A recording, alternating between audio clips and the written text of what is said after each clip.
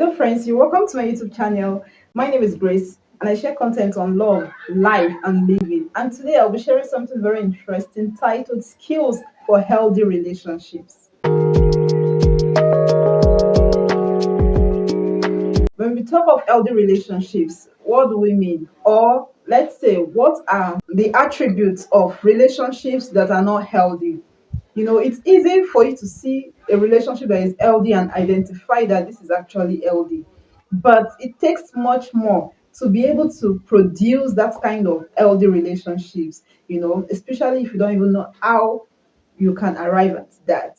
All right. So when we talk of unhealthy relationships, these are relationships that are full of abuse, criticism, low self-esteem. You don't just have peace. You cannot be yourself in that type of relationships. And the whole soul of man humanity is being in a place where you can be yourself and be the best version of yourself. And so this is why it is important, you stay to the end of this video to see what are the necessary skills that you need to build a healthy relationships, and how you can implement what you will learn in your relationship. All right. So before we move to the skills, I just want to say something, as a form of background. The reason why we have a lot of marital issues today is because people are not prepared, to face what they're entering. You see two people getting married, but they are not prepared about marriage. They don't even know what marriage entails. They don't know what things they should do and things they should not do. There is no a very solid teaching or foundational guide on what you need to do as a person to make your marriage, your relationship work. And so we just have people who are, they're just growing up from home, and then they just say, oh, because I'm growing older, I'm 20, I'm 25, I'm 30, I'm 35, I want to get married. And they find a partner, they get married, and things began to change because they didn't anticipate what they were seeing. They were not prepared. There was no education. In the school curriculum that we have today, there is nowhere that teaching about marriage, how you can, build a solid relationship. And even for some churches, organizations that have premarital counsel for couples, premarital counsel is just like maybe at most 6 months. So 6 months, it's not enough to for you to learn, or for you to change who you are ahead of what is coming. Yes. So because the skills I'll be sharing with you, these are things that should be part of you, things that should be your way of life if you want to get the best of any relationship. So stick with me. Yes, let's keep this flowing. The first and important skill is insight. Insight is your ability to understand your partner, to understand yourself, to know why your partner acts the way he or she does, to know why you act the way you do. For example, maybe, when you are angry and your spouse is asking you, oh, babe, why are you angry? You know, if normally you would say, oh, don't worry, I'm okay, I'm fine. Meanwhile, you're not okay. You already know why you're acting that way, because when you're angry, you don't want to answer any question. And as such, whenever your spouse is about to do anything that will make you angry also, and you have vital decisions to make at hand, you will just tell him, oh, babe, please, let's just talk about this later, because you want to be truthful to yourself, because you just feel like, oh, I want to be alone. And that's how this works actually.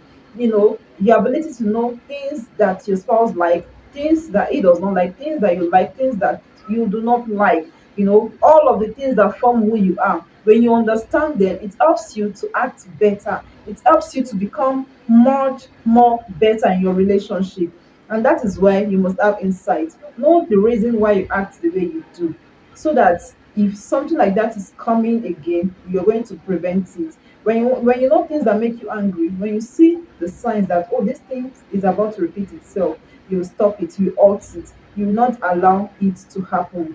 This is how you are able to understand patterns. Yeah, things that make you act the same way. If that resultant effect is not good, you will stop and halt it. Okay, so let's move on to the next and important point. So the second point is mutuality. You see, this is very important, And I must tell you that as a person, you must understand mutuality. You see, mutuality is understanding that you have a need and that your partner have a need, and both needs must be met. Are you getting it? Now, mutuality is not about self alone. It's about yourself and your partner also. So when you know that your partner have a need that must be met and you have a need that should be met, you'll be able to come to a point of, to a point where you can compromise for each other. Now, for instance, your spouse love running in the morning, but you do not like running. And then you see that, oh, my spouse love to do this thing. How can I support her to do this? You can just say, oh, okay, babe, tomorrow I will join you. You can be joining her once in a while, maybe like 2 or 3 times in a week. It may not be every time. Now, the thing is, you don't like it, but you know that your partner actually needs it. So you support so that your partner can hit his or her own goal of, doing and having regular exercise. So there are times you need to also understand that what your partner wants or what your partner needs may not be so easy on you. So, the place of compromising is for you to, even though this thing is not easy, let me help my spouse out. You must understand what we call mutuality. Yes, that it's not everything your partner is doing that naturally you would do. But because you're in a relationship, you should be able to bend for each other. You should be able to compromise and accept each other. This is very important. In mutuality, it helps you to understand and it helps you to be able to accommodate things that are not so easy. You understand? So because you have the knowledge that it's not everything that may be in line with what you know before, what you believe in. So, but because your spouse is interested, you will be relaxed to be able to give room to them to do what they want to do. So far, it's not against moral standard you get. And another thing is it helps you to be able to, prevent disappointment. It helps even your own personal respect because when you are open to allow your spouse do things they need to do because they need it prevents problem. You don't need to fight over issues that, oh, why are you doing this? You didn't tell me you were doing this. You already have the mindset that, oh, there are things that my spouse may like to do that I do not do or that I'm not doing myself. When you come to this point, I'm telling you, you would have little to no issues in your relationship. Yes, because you're able to accommodate each other because you know that your partner's need is very important. Now we'll move to the next and important skill. Emotion regulation. Oh my goodness. You see, this particular point, it's something that a lot of us need, but then, people are not putting it to good use. Learn to regulate your emotions. You see, when you are hungry, do not act. When you are hungry, do not act. When things that are not good happen to you, just be calm. Do not allow your emotion to get over you. For example, maybe your spouse, does something that you're not cool with. Instead of you to be angry and then you are acting out based on that anger, just calm down. Tell yourself, oh, it's just for the time being. I'll be fine. Sleep over it and you'll be fine.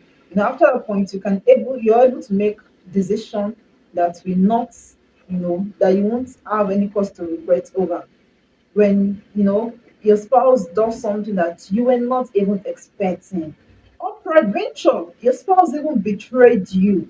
Maybe he or she was caught cheating, or there was a big marital problem.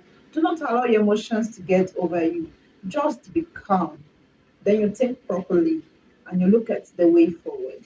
You see, control your emotions. A lot of people have been in a big mess because they could not control their emotions. They felt like, oh, I want to act the way I'm feeling. Yes, I'm going to scatter everywhere. I'm going, you pick up your phone, you start calling your in laws, your uncles, your aunties, everyone. You start involving them in your marital affairs, in your relationship affairs. The thing is, oh no, dear, calm down.